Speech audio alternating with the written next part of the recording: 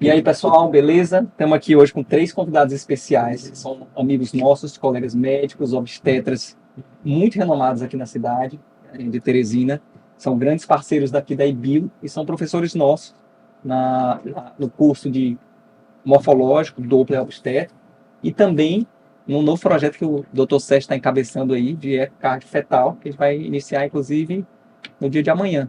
Isso, Muitas expectativas, estava até conversando aqui um pouco antes sobre a importância desse projeto, acho que para a saúde pública do Estado.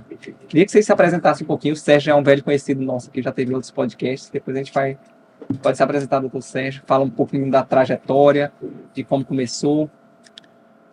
Então, me chamo Sérgio Vasconcelos, sou médico obstetra, tenho subespecialidade em medicina fetal.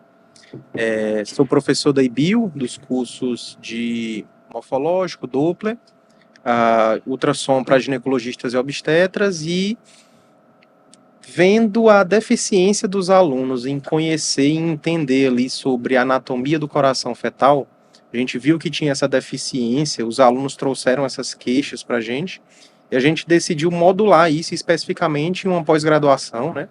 A gente sentou, escreveu, mandou para o MEC aprovou uma pós para o aluno entrar e entender como funciona o rastreio cardíaco da cardiopatia, né? Então, a gente começa a primeira turma amanhã, a gente está finalizando aí as vagas da segunda turma, né? Mas com esse intuito, do aluno conhecer mais o coração fetal e conseguir rastrear de uma melhor forma. Porque hoje em dia o que a gente tem é o velho 4 câmaras ali, né? O ultrassonografista faz o 4 câmaras, avalia se está normal ou não, e aí o resto passa batido. E aí a gente sabe que esse corte ele pega no máximo 50% das cardiopatias, né? Então tá aí a importância da gente falar sobre o tema, falar sobre a importância de reciclar conhecimento e expandir aí caminhos através da ecocardiografia. Está junto aí com a IBIO, agradece o espaço. E aí queria apresentar outros 2 amigos aqui que fazem muito bem a parte de medicina fetal, de ecocardiografia, de ultrassom morfológico, né? Está aqui com o Dr. Márcio. Se apresentar, Márcio. Boa tarde, pessoal. Boa tarde. Eu sou Márcio Ribeiro, sou obstetra também, médico fetal. O meu dia a dia, basicamente, é a parte de ecocardiografia fetal. A maior parte dos exames, eu me apaixonei por essa área. A gente sempre tenta buscar a melhor formação. Então, além da residência em ginecologia obstetrícia, de medicina fetal, eu tenho uma pós-graduação em ecocardiograma fetal. E que trouxe muitos ensinamentos para a nossa prática diária. E é isso que eu quero aplicar um pouquinho na nossa pós-graduação, ajudar o máximo de médicos a entenderem essa região especial do corpo e que tem uma grande importância para quem está gestante e toda a família em volta, é claro, porque são as principais são as principais doenças da gestação e que implicam diretamente na vida tanto do bebê quanto da mãe, na parte intraútero e até a parte extrauterina, no crescimento e desenvolvimento daquele bebê que é cardiopata e que precisa da nossa ajuda desde a sua concepção, tá certo? Eu agradeço demais o convite e fico muito feliz. Só reforçando aqui, Márcio, o Dr. Márcio foi um cara que topou de cara participar do projeto e se propôs aí a ajudar, a passar, a transmitir conhecimento. A gente estava falando da importância que é o tanto de gestantes hoje que não tem acesso a fazer ecocardio fetal. Talvez o Márcio seja uma das pessoas que mais faz volume de ecocardio fetal aqui no estado do Piauí como um todo, né? Acho que é um cara que vive realmente isso, vive todo dia, faz em grande volume, tem muita experiência, muita casuística aí para passar para os colegas. E o doutor Tiago aí, que é um grande obstetra, que já vem de gerações de obstetrícia aí, né? Exato. E pode se apresentar aí, doutor. Boa tarde, pessoal. Meu nome é Tiago Brito, também sou ginecologista obstetra, tenho especialização em reprodução assistida e também sou ultrassonografista, tenho título de ultrassom em GO, trabalho já há um bom tempo nessa área, né? Sou plantonista do ultrassom da maternidade Dona Evangelina Rosa, então a gente pega muitos casos, né, complexos, muitos casos complicados lá, e ao mesmo tempo a gente tem acesso ao ensino, né? Então você roda com estudantes, com internos, com residentes, e aí está sempre ali ajudando e ensinando. Então, eu sempre fiquei muito disponível em quem tem interesse em aprender, e recebi o convite aqui do Everardo, que é um amigo, para fazer parte desse projeto aqui da IBIO, né? E assim, na medida do possível, vou tentar sempre ajudar e estar presente aí nessa jornada. Muito bacana, muito bacana. Então, é isso. Falar um pouquinho aqui, Sérgio, estava comentando aqui um pouco antes de começar sobre esse projeto da Cardio Fetal. Acho que foi uma concepção bem do Sérgio, acho que veio das conversas nossas, até porque a gente foi instado a abrir alguns serviços de cardio fetal no interior e viu que realmente tinha uma carência total de gente para fazer. Não tinha. E começou a ter essa demanda no interior. E logo que a gente abriu, eu até nem acreditei tanto no projeto. Eu achei, cara, mas será que tem essa demanda? Aí o Sérgio não tinha esse conhecimento todo. O Sérgio me falou, não, tem um projeto de lei que passou, então vai ter cada vez mais essa demanda. Vai ter uma demanda reprimida, essa demanda vai crescer muito. O eco fetal vai entrar no pré-natal normal, como o Thiago até estava falando. Como o exame morfológico hoje é parte do pré-natal normal. Então, toda gestante tem o direito de ter um exame morfológico. Na verdade, todo exame obstétrico, de certa forma, é um pouco um exame morfológico. Então, acho que até o ultrassonografista geral tem que deixar um pouco essa visão de é só um obstétrico de medida simples. Não, cara, todo obstétrico acaba sendo um pouco morfológico e você tem uma baita responsabilidade. E todo morfológico também, daqui a um tempo, tem a responsabilidade de você avaliar bem o coração do bebê e a mãe e o bebê, claro, tem esse direito de ter seu coração rastreado, de ver se tem alguma malformação para saber se aquele bebê deve nascer numa maternidade de mais alto risco, e disseminar isso para cidades, para os mais distantes locais do interior e mesmo cidades maiores.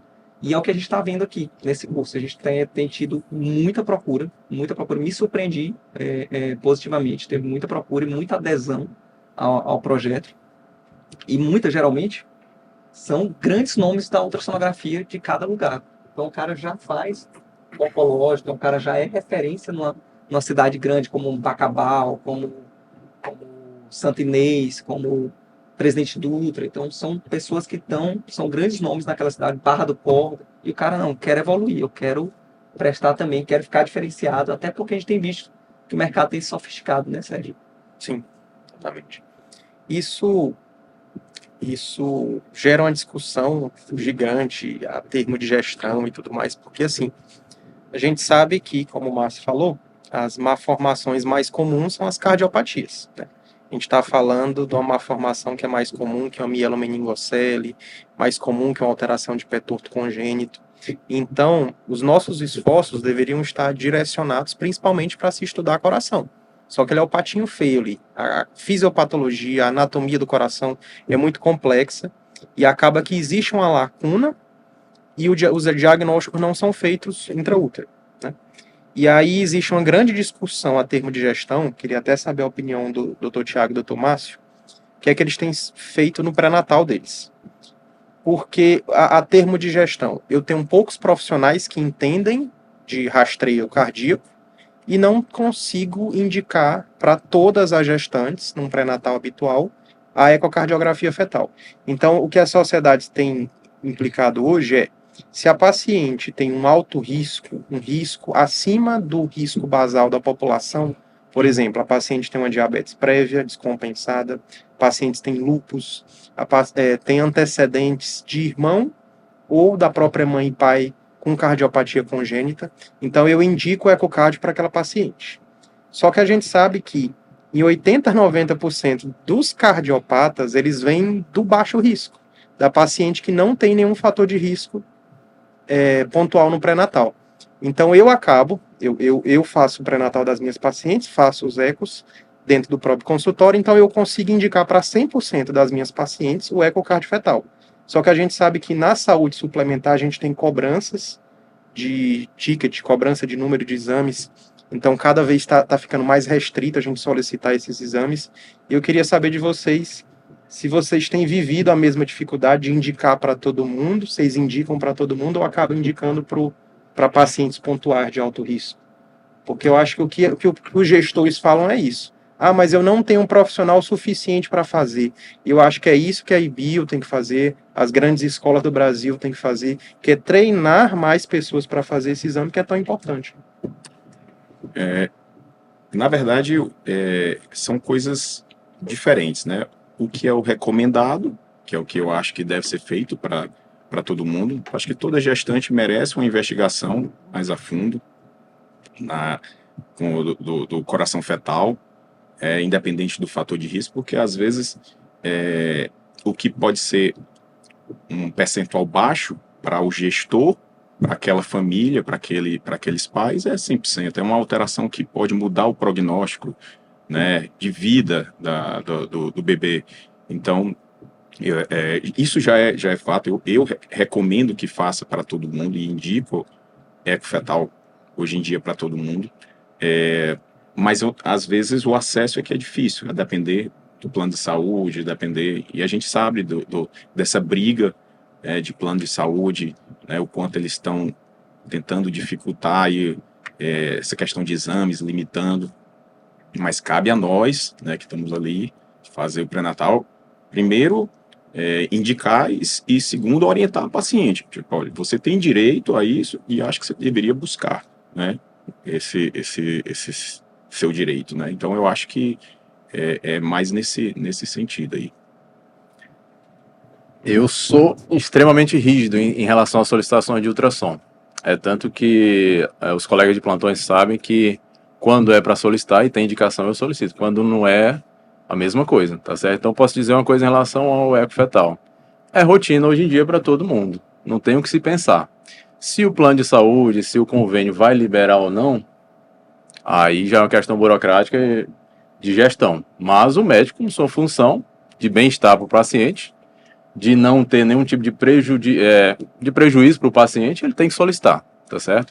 A paciente vai passar ali por pelo menos 4, 5 exames do pré-natal. O transvaginal, morfológico de primeiro, morfológico de segundo, um obstétrico com Doppler, isso não é um paciente de baixo risco. A gente está falando aí, como o Sérgio disse, 80% das pacientes. Então, assim, vai ser um volume gigantesco de paciente que vai passar no baixo risco. Com certeza, algum daqueles bebês vai ter uma cardiopatia. Como é que a gente vai diagnosticar se a gente não pede o exame, tá certo? E outra coisa, mesmo que o plano de saúde ou qualquer outra gestão, ou municipal, estadual ou federal, diga que não tem profissional suficiente, mas os profissionais só vão aparecer se a gente tiver demanda. Se o médico não solicita, ele vai pensar assim, ó, não preciso de profissional, ninguém está pedindo, então a gente tem que pedir. Para todo mundo é rotina, é lei, tem que seguir isso.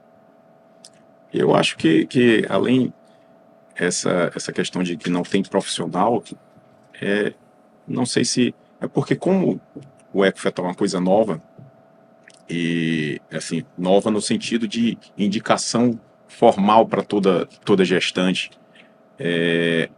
termina que quem hoje em dia faz eco, né, termina fazendo aquele exame particular, porque para ele é mais, ele criou aquele nicho para ele. Eu acho que ainda estamos nessa fase ainda de que tem poucos profissionais fazendo e eles estão nichando ali para fazer no consultório ou particular em determinada clínica, né? Mas como tudo em qualquer área, está cada vez mais crescendo o número de médicos, de ultrassonografistas, e vai chegar, então isso é uma demanda que vai com certeza ser absorvida. Eu vou abrir aqui só um adendo em relação, tu falou ainda das cidades do Maranhão e Piauí, em geral. Que o Maranhão, nosso colega aqui do lado, a gente sempre tem paciente, tem colega médico do Maranhão, mas eu vou lembrar um pouquinho da minha experiência em São Paulo. Eu trabalhei lá em São Bernardo e São Caetano, em Santo André, no ABC, e o que é que acontecia? A gente fazia muita paciente do interior, ou seja, de outras cidades mais distantes ou até mais próximas. E a gente não tinha médico para fazer ecofetal. As pacientes vinham por uma indicação do médico do morfológico de segundo que viu alguma coisa alterada no morfológico, tá certo? Mas saber o que é, muitas vezes não. Algumas vezes tem alguma alteração, vou mandar para o eco. Aquele eco ia para a faculdade, onde a gente fazia a residência. Então, assim, a gente pode olhar para o Piauí, Maranhão, Ceará, Nordeste e dizer que talvez a qualidade médica nesse segmento de eco fetal esteja ruim porque não tem profissional, ou até não tem um aparelho bom, ou não tem disponibilidade mesmo, mas a gente tem que saber que grandes centros, que são referência, também têm dificuldade para todo mundo realizar esses exames. As pacientes vinham de, sei lá, Taubaté, Ribeirão Preto, Campinas, para fazer em São Paulo, porque na cidade delas não tinha alguém capacitado para isso. Então a gente tem que saber que se a gente está passando dificuldades, também em outros locais do Brasil, que são tidos como referência, também tem essa dificuldade. E o nosso objetivo é melhorar isso, é melhorar o máximo possível. É tanto que eu faço eco aqui em Teresina e faço eco também em Piripiri. É uma cidade que me acolheu, eu trabalho lá há bastante tempo, há mais de 8 anos, se não me engano, 8, 9 anos. E lá, assim como em alguns locais aqui em Teresina, em determinadas clínicas, só sou eu que faço essa parte morfológica e de eco, abrangendo diversos municípios próximos. Então, assim, acho que até chegar em Parnaíba não tem ninguém que faça eco. Então, assim, tem uma gama imensa de paciente precisando fazer o exame. Não tem profissionais e o nosso objetivo é formar esses profissionais da melhor forma possível. A meu ver, a gente não deve formar profissionais só por formar. A gente precisa dar o melhor ensino, o melhor treinamento, a melhor parte prática. E ultrassom é prática. A gente tem que fazer várias vezes ao dia.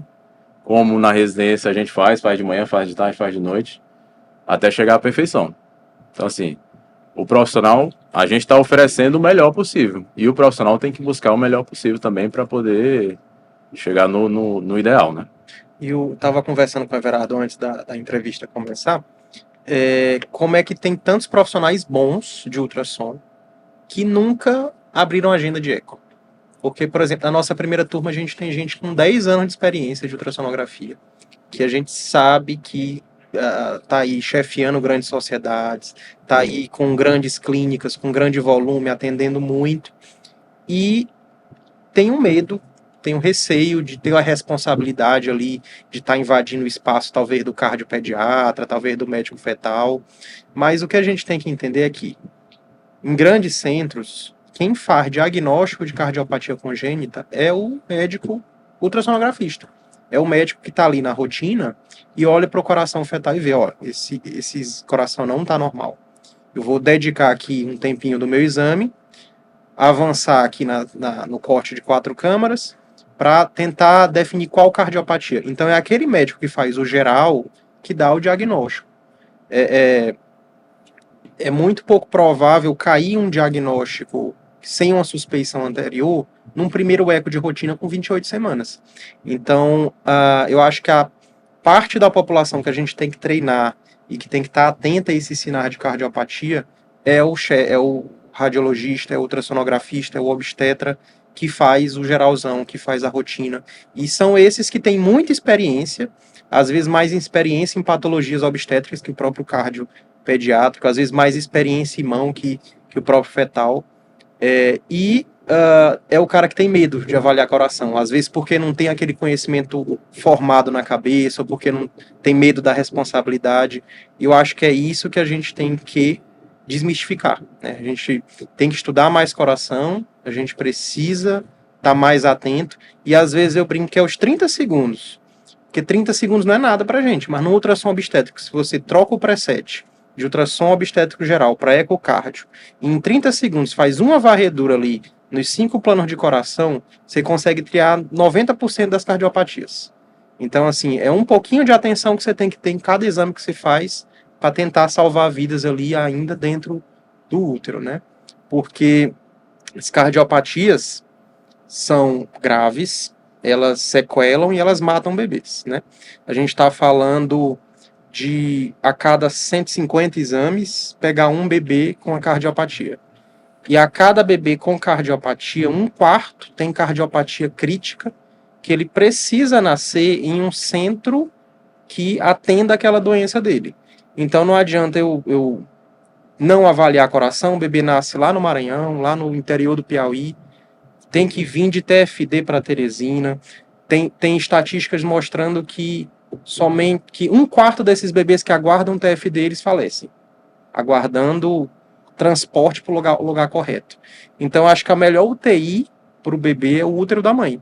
Se a gente consegue rastrear a cardiopatia ainda dentro do útero e destinar aquele bebê para o local de nascimento correto, é a melhor coisa que você pode fazer. Então, melhor do que dar o subtipo, o subdiagnóstico da cardiopatia ainda dentro do útero é rastrear o coração, que pode nascer no interior, e o coração que precisa nascer no centro terciário. Então, acho que é isso que a gente tem que ensinar para quem faz exame geral, né? E é isso que a gente está propondo aí com as turmas de pós-graduação. E acho que a gente vai ter uma contribuição muito grande. Acho que isso aí, até o SESC também quis criar uma equipe multidisciplinar, né? Então, convidamos também cardiologista, vai ter a doutora Amanda também vai estar participando do projeto, a doutora Amanda Cambuim. Também vai ter muita participação de alunos cardiologistas, ecocardiografistas, que já fazem ecoadulto, querem fazer o ecofetal, muitos sentindo a necessidade na sua cidade. Está chegando muito pedido de ecocardiofetal. Ninguém faz na cidade, ninguém faz na região. E ele não viu o anúncio da pós-graduação e nos procurou. Na verdade, tem três ecocardiografistas na segunda turma. Já está na segunda turma. Então, que são cardiologistas de formação. Então, vai ser bem multidisciplinar. Na minha pós-graduação, a gente podia dizer que 50% era médico fetal e 50% era cardiologista. Né? Se a gente for observar o eco, tanto pediátrico como adulto, ele é totalmente diferente do eco fetal. E a gente via isso na prática com os colegas cardiologistas, que eles tinham uma certa dificuldade, principalmente de mobilização do bebê, de captação de determinado plano, porque a visão deles para o eco pediátrico é totalmente diferente. A imagem na ultrassom é invertida que eles usam, o preset é outro, velocidades são diferentes, o canal está fechado ou está aberto, enfim, tinha essa característica na pós. Então, com certeza é o que a gente vai ver na prática. Eu aprendi muita coisa nessas conversas, né? Tô falando com a doutora Amanda, ele falou, eu faço muito eco de adulto com malformação, porque os ecocardiografistas mandam para mim também, né? Então, se criou, na verdade, abriu esse leque de oportunidades também para o cardiologista pediátrico, tanto que vários estão se especializando nisso. Mas eu acho que mais importante ainda é o próprio ultrassonografista geral saber fazer ecofetal. Porque não vai ser o cardiologista pediátrico que vai fazer, ele vai ser referenciado. Ele vai ser o cara que vai cuidar daquele exatamente. Bebê que vai sobreviver mais pós-nascimento do rastreio bem feito. Ou se o ultrassonografista, né, ele diagnosticou ou suspeitou de alguma malformação, mas ele não tem certeza, ele pode referenciar para alguém mais especializado, ou fetal, ou um cardiologista pediátrico. Mas o ultrassonografista geral, eu acho que ele é quem deve fazer essa avaliação e suspeição de malformações, assim como é no morfológico geral. Isso aí. A Amanda, a primeira coisa que ela perguntou é se o ultrassom ia ficar do lado esquerdo dela. Já ia falar isso também, do lado esquerdo. Eles fazem adaptar. Eles fazem do lado esquerdo. Eu acho totalmente Mas é fora o ultrassom do fertileuta, que quem é fertileuta, eles aprendem ao contrário. Fazer o transvaginal ao contrário. Eu fico tontinho, eu não consigo. Tem que ser Mas aquilo ali, existe uma lógica, porque o europeu, ele faz ultrassom transvaginal invertido. Então aquilo ali é do europeu. Então se você for lá na Portugal, na Espanha... Aprende ao contrário. É o contrário. A aspiração toda é feita ao contrário. E aí eles pegaram aquilo ali, cara, todo mundo que veio com formação de reprodução vinha da Europa, né? Os principais centros são europeus, Espanha, Itália. Então trouxeram para cá com essa formação e todo mundo ficou, né? Ficou. Eu fico muito feliz com várias pessoas com o mesmo objetivo. Ninguém com a ganância ali de dominar o mercado. Pelo contrário. E nem de estar invadindo a área, porque ninguém aqui quer tomar o diagnóstico do cardiopediatra, entendeu? A gente quer ampliar o rastreio, né? Tanto que quando a gente fez a pós, eu exigi que o nome fosse ecofetal, de rastreio. Porque a gente quer isso, quer que os diagnósticos sejam dados ainda dentro do útero e que isso se expanda no Piauí, né? A gente fica feliz, como o Everardo falou, que existe uma lei para isso, né? Uma lei que recomenda um ultrassom transvaginal e um ecofetal para ser feito pelo SUS, né? Justamente para cobrir aí o rastreio do colo do útero, que é feito entre 20 e 24 semanas. A gente sabe a importância da gente medir um colo, prescrever uma progesterona, inclusive esse trabalho da progesterona do brasileiro que levou para fora e tem ganhado prêmios, porque a gente sabe que a progesterona bem indicada, ela salva bebês ali da prematuridade, né? Uma cerclagem bem indicada, ela salva bebês da prematuridade. E assim como o rastreio de colo com 20 a 24 semanas, o ecocard também salva vidas, né? E aí eu só sinto falta da lei do morfológico de primeiro, porque eu sou muito apaixonado pelo morfológico de primeiro. Uma vez uma obstetra mais antiga perguntou, mas para que dar diagnóstico tão precoce se aqui no Brasil a gente não pode interromper a gestação por vias legais e a gente não vai poder fazer nada? Mas pelo contrário, porque lá fora, se tem um diagnóstico de qualquer alteração, eles fazem investigação genética e lá, infelizmente, eles abortam muito. Então, qualquer alteração no morfo de primeiro pode interromper. Aqui no Brasil, se não for estupro e anencefalia, não interrompe. É por isso que, na verdade, a maioria dos centros e o morfológico do primeiro trimestre é nessa idade, né? Sim. É ali entre 12 a 14, 11 a 14 semanas, porque eles fazem a interrupção nesse período. E aí ela questionou justamente isso. Mas se eu não posso interromper, para que eu vou fazer o morfológico? Só que ela não lembrou do rastreio da pré-eclâmpsia. O AS, se bem indicado, ele resolve aí em torno das 80% das pré-eclâmpsias precoces antes das 32 semanas.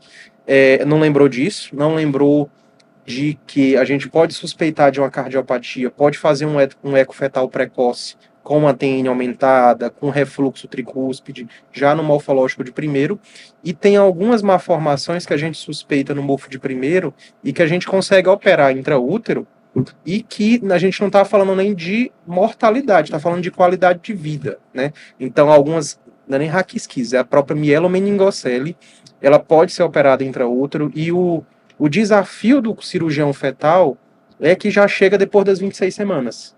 Então ele não consegue operar ainda dentro da barriga, porque esse diagnóstico não foi suspeitado lá no morfo de primeiro. Então eu queria que vocês falassem um pouquinho.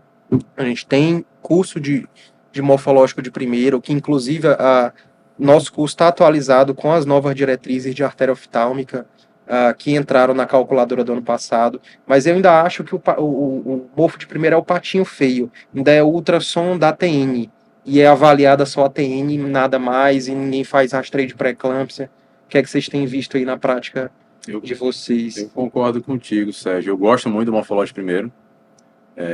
Para mim, o primeiro e o segundo morfológico, eles são complementares, tá certo?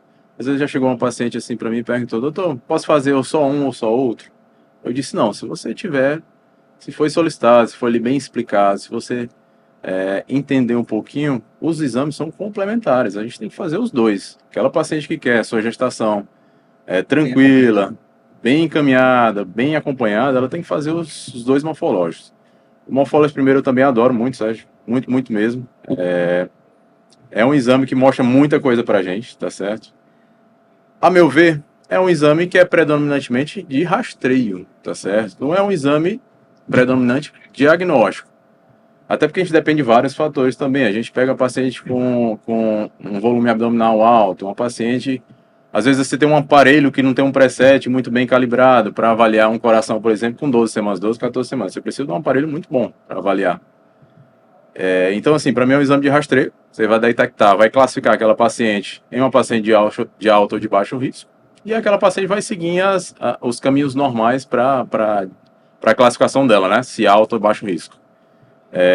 Há a solicitação também de exame via transvaginal para avaliação do colo, principalmente paciente que tem história de perdas gestacionais. E como você bem falou, a gente tem tratamento para isso, tem progesterona, tem pessário também, que é um mecanismo que a gente usa, como é que se diz, um produto que a gente usa também para um dispositivo para ajudar. Não peguei o nome. Pessário. A gente tem trabalho já, vários trabalhos já comparando. É tipo um dispositivo. Parece um anelzinho. Você coloca um colo no outro para fechar. Tipo uma certa. A gente já tem vários trabalhos comprovando a eficácia do pessário. Assim, precisa de trabalhos mais densos para isso, mas tá com um nível muito bom de qualidade de evidência. tanto a progesterona quanto de pessário, e tem trabalho já utilizando os dois. Ou seja, você pode usar a medicação e pode colocar o pessário. E, no meu caso, se fosse minha paciente, ainda fazia a cerclagem. Então, assim, dá para usar 3 coisas para você chegar no objetivo máximo, que é segurar o máximo possível aquela gestação, tá certo? Então, para mim, morfológico é regra. Morfológico do primeiro trimestre, como só complementando o que os amigos aqui falaram, eu acho que é rastreio, ele serve para você, por exemplo, a translucência nucal está alterada, está aumentada. Não necessariamente aquilo você está diante de uma cromossomopatia. Não necessariamente é uma síndrome genética, né? Pode ser simplesmente uma cardiopatia, né? Pode ser várias outras coisas, mas chama atenção, você já fica mais atento. Se você já viu uma TN aumentada, você vai buscar outras alterações naquele mesmo bebê. Então, a importância de você fazer bem feito o morfológico do primeiro trimestre, além dos outros marcadores, né? Osso nasal, duto venoso, regurgitação, quando possível, né? Mas a gente vê, e a gente que trabalha em plano de saúde, é que até os pedidos dos planos de saúde são meio que errados. Ou, tipo, o pedido, às vezes, do colega é ultrassom morfológico do primeiro trimestre, mas o plano só libera ultrassom com TN. E aí falta a avaliação do ducto venoso, a avaliação do Doppler de artérias uterinas, que aí vai muito da boa vontade do colega de fazer ou não, né? Mas eu especificamente, eu faço para todos, assim, mesmo que venha só ultrassom com TN. E peço para que a paciente, olha, se você quiser uma avaliação, né, do risco de pré-eclâmpsia, com dúvida de artérias, você volte lá e peça. Mas eu sempre, no meu morfológico primeiro trimestre, eu faço todos os marcadores. Né? Eu acho essencial. E complementando o que o Sérgio falou, não é só o diagnóstico, né, de alguma alteração, porque realmente a gente não pode fazer muita coisa no primeiro trimestre. Né? É o estresse que a paciente você está, estresse, toda a angústia da paciente em descobrir tardiamente um diagnóstico de um bebê mal formado, alguma alteração grave. Então, você está antecipando, existem formas de você conversar com o paciente e dar esse diagnóstico. Eu acho o ultrassom do primeiro trimestre morfológico, eu acho que é essencial, muito importante para o pré-natal em si. O que a gestão, meu antigo chefe fazia a nível de saúde suplementar, porque no particular a gente cobra como mofo de primeiro e tudo bem. Você vai colar um valor a mais, lembrando que tem todo esse detalhamento, né, de Doppler e de consulta. Mas na saúde suplementar, o que geralmente é feito é acrescentar códigos. Então, você tem o ultrassom com TN, um código. Você tem ultrassom com Doppler dos vasos orbitais. Você consegue fazer oftálmica. Você tem consulta para aconselhamento, porque para colocar na calculadora de risco do Kipro, você tem que medir pressão arterial. Você vai medir sem ser pago ali na saúde suplementar? Não. Então você tem que ter uma consulta no seu nome. E você calcula e joga na calculadora. Você não tem que informar para o paciente que o resultado está normal ou está alterado, é uma consulta de aconselhamento. Então, na saúde suplementar, eles colocam os códigos relacionados aqui e dali, separam um valor X na agenda, e hoje em dia, graças a Deus, em alguns lugares, né, se consegue entregar um morfo completo, morfológico de primeiro completo, com todos esses códigos e com tempo na agenda. Agora, o que eu não vejo aqui a gente não vê isso. Isso é muito então, acho que tem que partir de gestão, assim, exatamente. Eu tenho que remunerar o profissional, porque tem código para isso. E não é pouco, não. O valor que a saúde suplementar paga com todos esses códigos não é pouco. Mas por que é que não se protocola, né? O Doppler paga melhor do que o próprio morfológico. O próprio morfológico ultrassom que tem. Então falta um pouquinho de combinar com gestão, às vezes, quando chega pra gente, ele já chega com o pedido feito, com os códigos. Então não tem como você mandar de volta. Você só tem uma janela ali de praticamente 3 semanas e meia. 3 semanas, então... para paciente fazer o morfológico primeiro, senão já... Assim, Senão ela sai do cálculo de risco, porque se você tenta colocar na calculadora acima de 14 semanas, acima de 84 milímetros, ele não sai o cálculo. Então, assim, você perdeu o tempo de cálculo de risco. Você até consegue fazer uma morfológica de 14 semanas, de 2 dias, 3 dias, 4 dias, mas não vai sair aquele cálculo que é importante para o paciente, para o segmento. E o que o Sérgio falou é muito, muito complicado. Eu vejo assim com os olhos bem, como é que se diz? Com certa, como é que se diz? Temência em relação a isso, assim, porque a gente tem tanta coisa boa para oferecer para o paciente, mas muitas vezes a rotina do seu consultório, do seu atendimento não permite.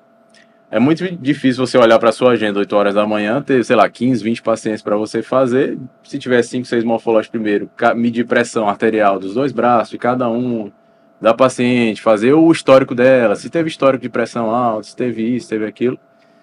E conseguir entregar da melhor forma uma morfológica primeiro. É muito difícil mesmo. A gente está falando de ambientes... Mudar o modelo que a gestão entrega, né? A gente está falando de ambientes assim, ideais que eu acho que aqui no Piauí, infelizmente, vai demorar bastante. Isso eu acho que é uma coisa cultural. Acho que eu pensava muito com o Sérgio sobre isso, sobre o modelo um pouco do consultório. E tem eu estou falando de saúde suplementar. Suplementar. Tem muita gente que merece, que quer isso aí. E às vezes é um dever nosso saber ofertar isso aí também. Acho que o Sérgio mesmo tem que falar. Boa parte dos exames que ele faz hoje são de pacientes que têm plano de saúde, mas hoje ele faz no ambulatório particular. O que a gente consegue fazer hoje em dia, o Thiago também pode falar, são os planos de saúde que têm reembolso, que a gente trata como uma paciente particular. Ela tem o plano de saúde dela, pode ser de alguma financeira, um Bradesco, um Sul América, que tem um valor de reembolso bom, e você consegue, através daquilo ali, melhorar o seu exame, né? Para a paciente e para você como médico também.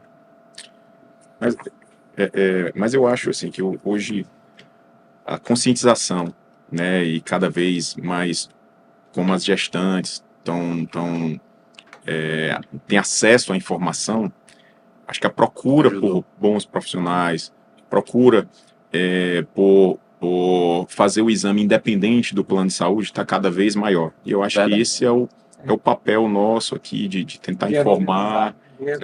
De transmitir essa informação de que tem coisa muito boa, que a pessoa tem direito de ter o melhor, ou tem muita gente e correr atrás do direito dela. Eu quero o melhor, Então, se vai ser eventualmente pelo plano ou não, mas eu quero ter o melhor acesso. A gente viu isso aí, cara, e é uma coisa muito bacana, como tem melhorado o nível até em lugares mais longe, né? A gente teve agora colega médico lá no interior, teve uma gestação de mais alto risco, até parceira nossa também da escola e das clínicas, e teve uma assistência super bacana. Fazia às vezes ultrassom aqui com o Sérgio, mas tinha um ultrassonografista lá de altíssima qualidade dando suporte para ela também. Então, fazendo toda essa troca de informação, fazendo todo esse acompanhamento muito próximo, e graças a Deus ela teve o bebê saudável, prematuro, mas saudável, nasceu bem, conseguiu postergar o máximo parto possível. Tudo foi uma coisa muito bacana de ver, né? Um exemplo de como tem chegado a obstetrícia de pré-natal e a obstetrícia de mais alto nível em uma cidade lá, era Barra do Corda, por exemplo. Uma cidade relativamente longe, há pouco tempo atrás não tinha nem tanto médico lá. Hoje tem, graças a Deus, muito médico de alta qualidade lá.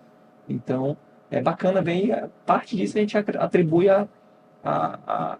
o crescimento, o investimento em conhecimento, o pessoal está se evoluindo nesse ensino. E a gente sabe o tanto que isso tem valor, e o tanto que isso gera valor na vida das famílias, cara. E aí, isso aí tem que ser pesado e tem que ser também remunerado, tem que ser também avaliado. Uma atenção super especial também demanda do médico. Aquele tempo demanda do médico, tanto de conhecimento que a gente viu aqui, tanto conhecimento que vocês têm nessa lida. A capacidade de vocês não é algo negligenciável, não. Tem que ser prestigiado. E está dentro da responsabilidade da escola, né? Da IBIO, que é compartilhar esse conhecimento e expandir esses exames que são mais avançados, digamos assim, para o interior, né? Porque, como você falou, sabe, a mesma profissional que tomava de conta da colega, é uma profissional que está fazendo Raicosi lá, né? profissional que está fazendo pesquisa de endometriose. Então, a paciente não precisa vir para Teresina fazer um exame desse, entendeu? Ela tem bons profissionais qual o perfil desse profissional? O profissional que gosta de ultrassom, é apaixonado por ultrassom e quer estudar mais sobre isso. E ele tem aquele cerne de, eu quero estudar mais, vou me matricular num curso, estou fazendo prática, estou oferecendo aqui de graça inicialmente para os pacientes para eu aprender. Então, é o perfil do aluno que você sabe que ele vai se dar bem na área e que vai crescer, despontar e virar referência no Ele acaba criando umas ilhazinhas de referência em toda a cidade hoje no interior tem. E boa parte deles vão estar nesse nosso curso, viu? Vão estar nesse nosso curso de eco-fetal, porque eles são justamente a galera que está sempre investindo, eles geralmente já tem uma baita formação, tem muito nome. Cara, fiquei orgulhoso das turmas, cara. Turmas. Eu acho que aqui a busca por conhecimento, né? A gente nunca deve cessar, né? E eu acho que a ultrassonografia ela vem evoluindo muito, né? Você acha que quando eu comecei a fazer ultrassom, eu achava que nossa, é muita coisa. Depois de tanto tempo fazendo ultrassom, eu vi que muito mais coisas aparecendo e mais coisas ainda vão aparecer. Tipo, tá ficando cada vez mais subespecializado. Sim. Então, tipo, mesmo no ultrassom, é o vascular que consegue fazer, é o dermatologista que consegue fazer. Então, você vai subespecializando. E o ultrassom tá meio que universalizado, né? E como é uma ferramenta de baixo custo, né? Termina que você consegue expandir para várias regiões, vários locais. E essas pessoas, eu acho que é isso. A mensagem principal é para quem quer buscar algo diferente, se especializar nessa área. Primeiro tem que gostar do que faz, porque o ultrassom não é fácil fazer, não é um curso de fim de semana que você vai sair fazendo bem, né? Demanda tempo, demanda persistência, né? Estudo, você vai ter que perder algum tempo para poder realmente fazer bem feito.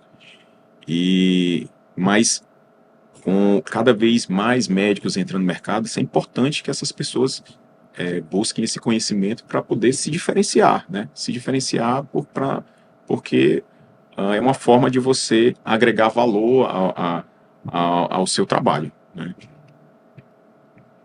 Eu acho assim, toda vez que a gente for falar de ultrassom, estamos falando aqui especificamente de eco fetal, né? A gente tem que falar de todos os outros ultrassons, da cadeia de ultrassons que a paciente passa, né, durante todo o pré-natal. E morfológico primeiro, morfológico segundo, e cara, são 3 exames essenciais. Ao mesmo tempo que você, médico, tá saindo da sua cidade, lá do interior do Maranhão, do Piauí, para vir fazer o eco, não deixe de fazer aqueles exames que você já está acostumado a fazer. O treinamento é contínuo. Não deixe de fazer mais morfológico, não deixe de estudar morfológico, não deixe de se atualizar em morfológico. Porque é uma importância gigantesca. A gente não pode... É como o Thiago falou, o treinamento é contínuo, a atualização é contínua. Fez uma pós, procura outra pós no ano seguinte para continuar tendo contato com quem é de referência. Eu adoro procurar congresso e curso de atualização em São Paulo, porque lá eu consigo ver chefes antigos, pessoas que são referência na área, que por mais que você no dia a dia pense que sabe de alguma coisa, sempre tem mais alguma coisa para você aprender. Exato. E isso vem de estudo, isso vem de esforço. E esse esforço é recompensado em algum momento. Só complementando aqui o que o Márcio falou em relação à importância dos morfológicos, a gente vê, na verdade, que a gente sabe que o obstétrico normal, o ultrassom obstétrico normal, que todo mundo faz, ele deveria ser mais, como o próprio Everardo tinha comentado, ele deveria ser mais bem feito, mais apurado, mais... Não é só medida. Não é só medir a cabeça, a barriga e o fêmur. Então, para não passar muita coisa despercebida. É tanto que se criou, né, até um termo de morfológico do terceiro trimestre, que, na verdade, nada mais é do que uma Um exame detalhado, né? Uma outra avaliação Tá. no último trimestre do mesmo bebê, né? E que, teoricamente, um obstétrico normal, com Doppler normal, mas que Com atenção. Um olhar mais menorizado. Né? exatamente, menorizado. Que lá fora eles chamam de ultrassom das 11 às 14, ultrassom das 18 às 24, ultrassom das 32 às 36, não tem morfológico. Aí o que é que acontece? No Brasil, se você chamar só de ultrassom, ele não vai fazer as mesmas medidas corretas. Aí você tem que chamar de morfológico para poder ter as medidas específicas do morfológico e a pessoa dedicar ali um tempo a mais para fazer a avaliação anatômica. Porque se for só ultrassonografia geral, não faz. Por N problemas de assistência, de gestão, que a gente sabe que acontece.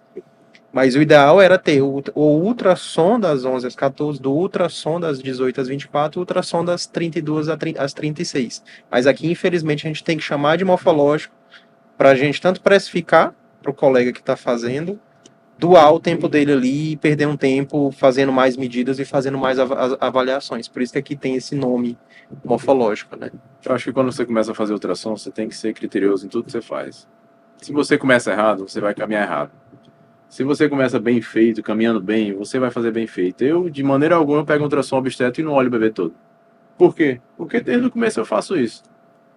Se você aprendeu em algum curso que você fez que ultrassom obstétrico, o obstetra pede, você só vai medir a cabeça, a barriga, o fêmur.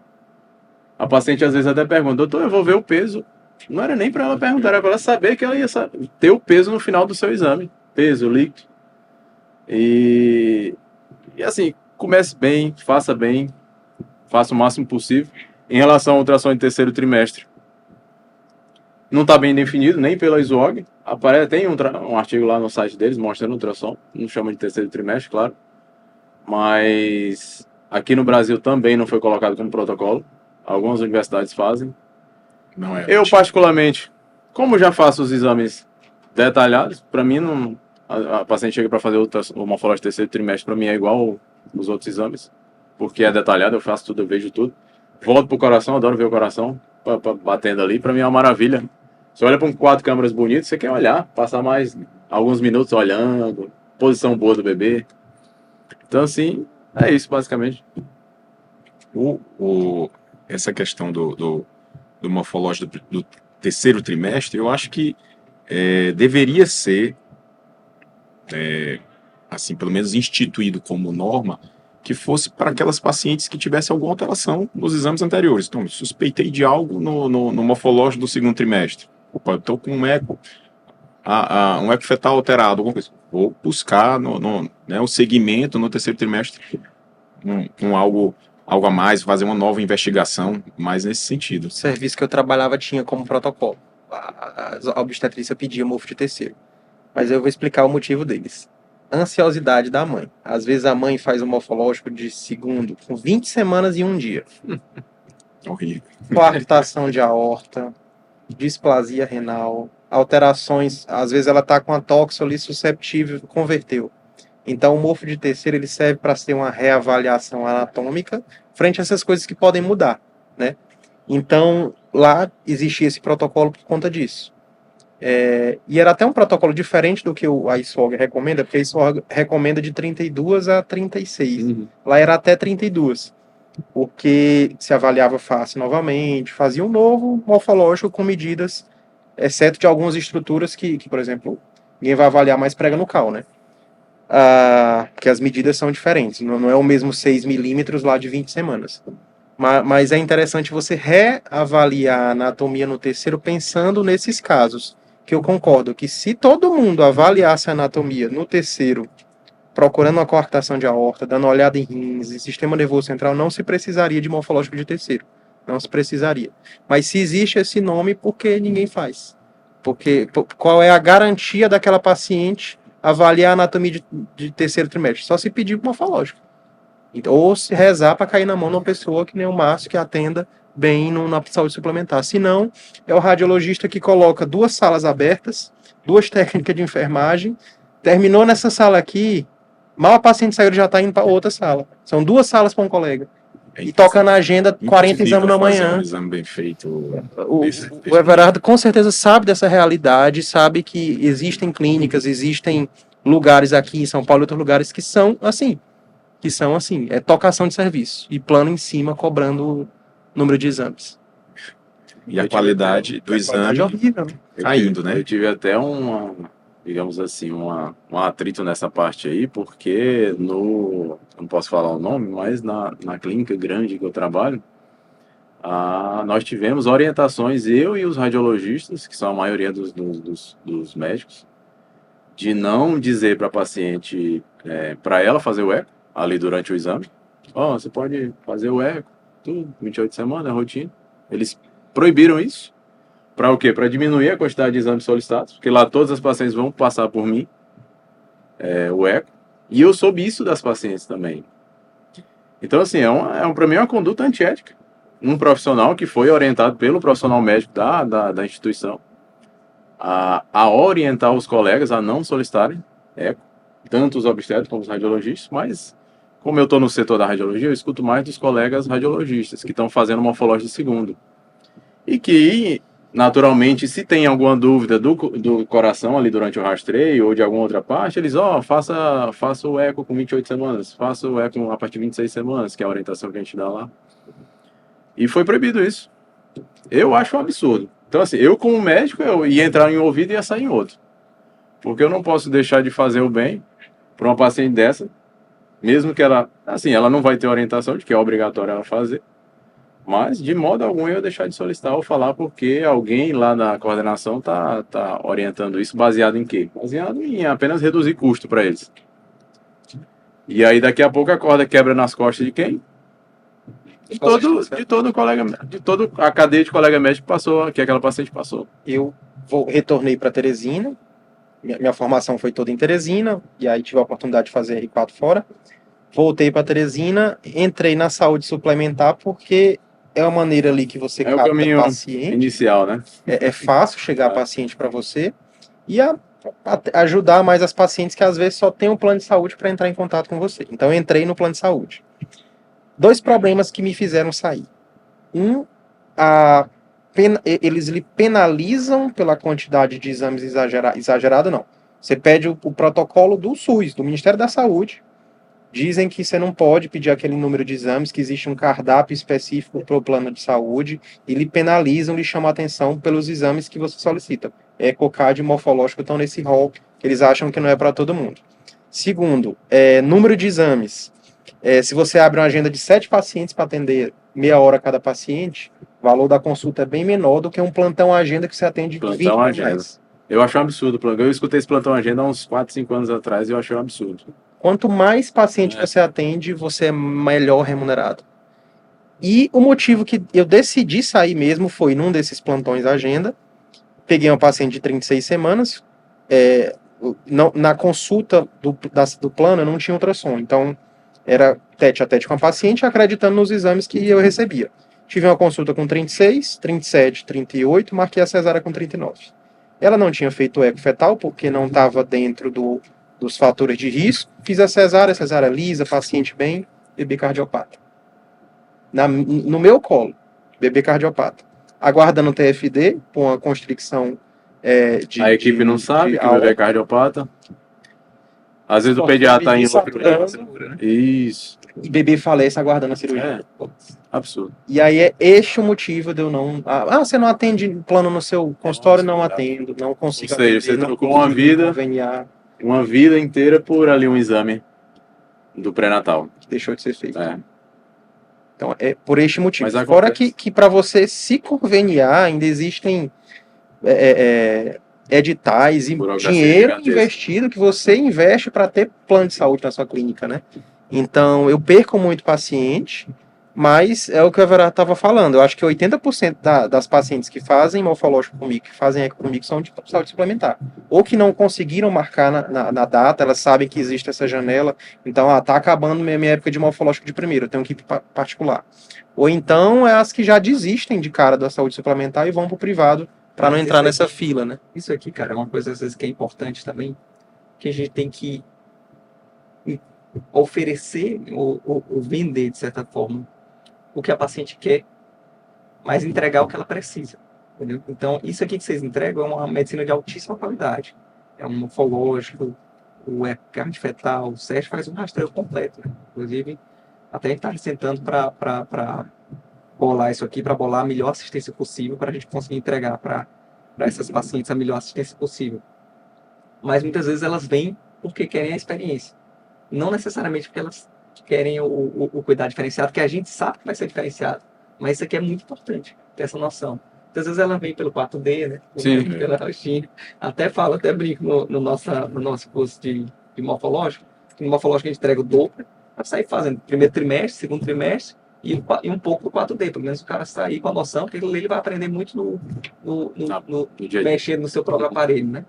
Mas é para ele sair completo e não esquecer do 4D, porque na concepção, principalmente no interior, a concepção do morfológico teria de ser 4D. Se foi bem feito, teve o 4D. Então, Eu até, fez o 4D, não fez o morfológico.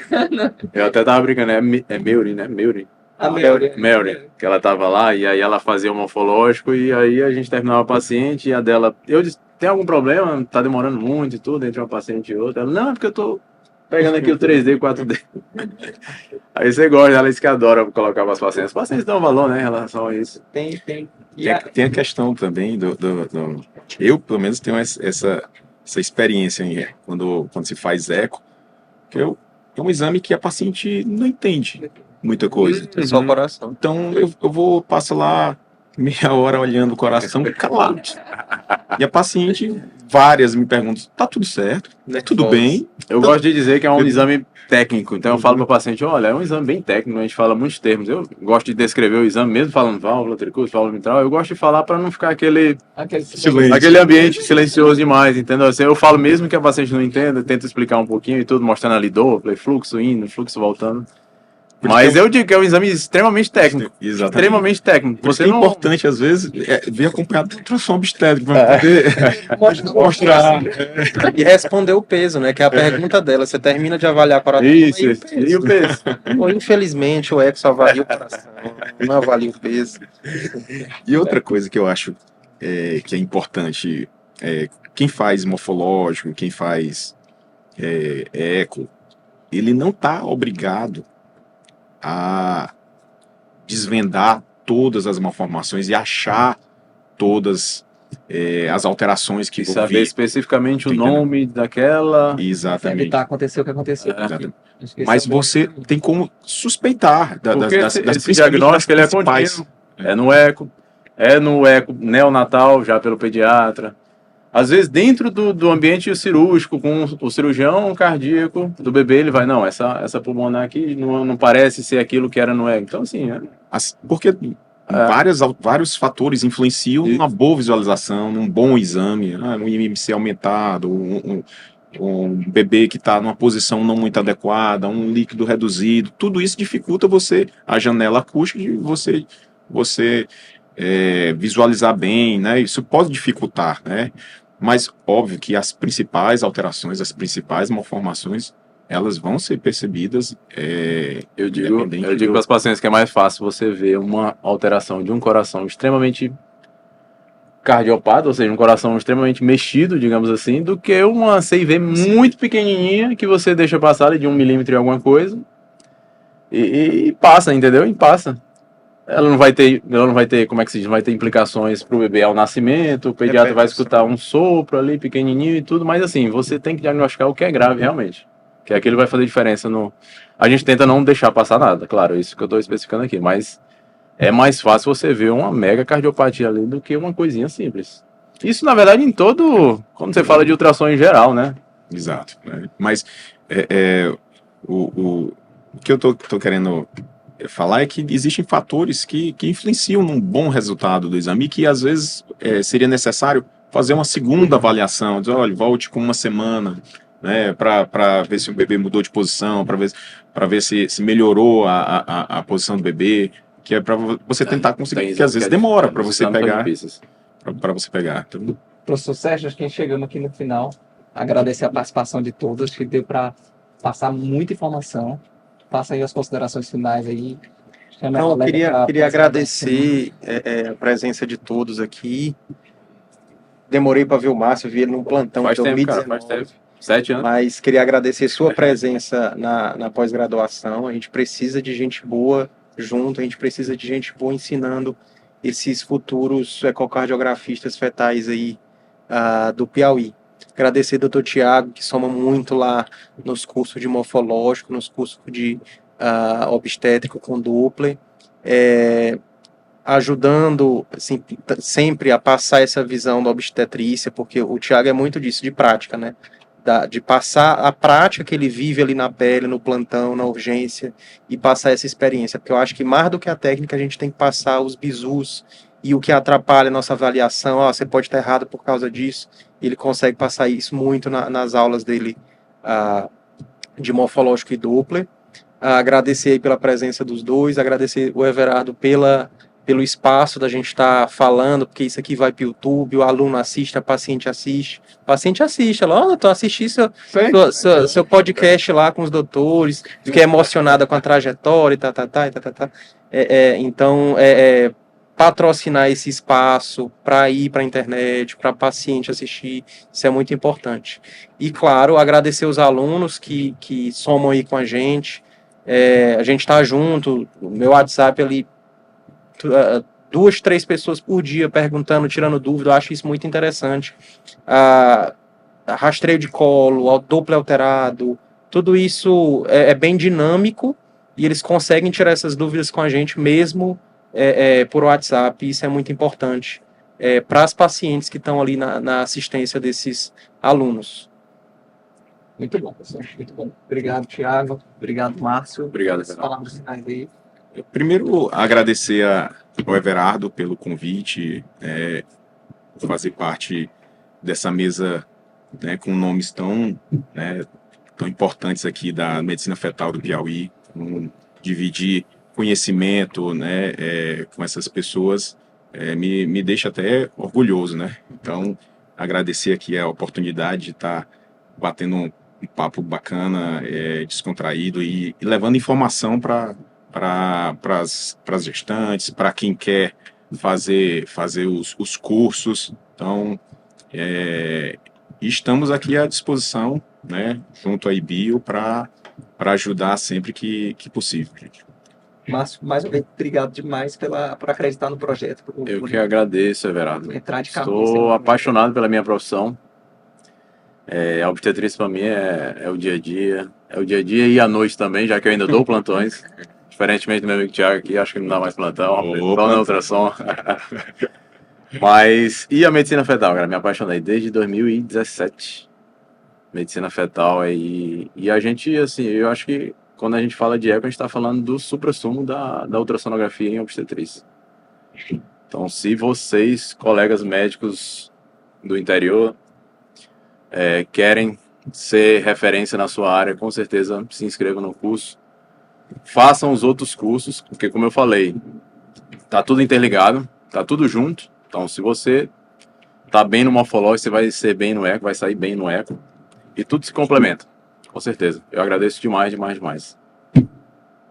Bom, juntos. Aí, como foi ligeiro?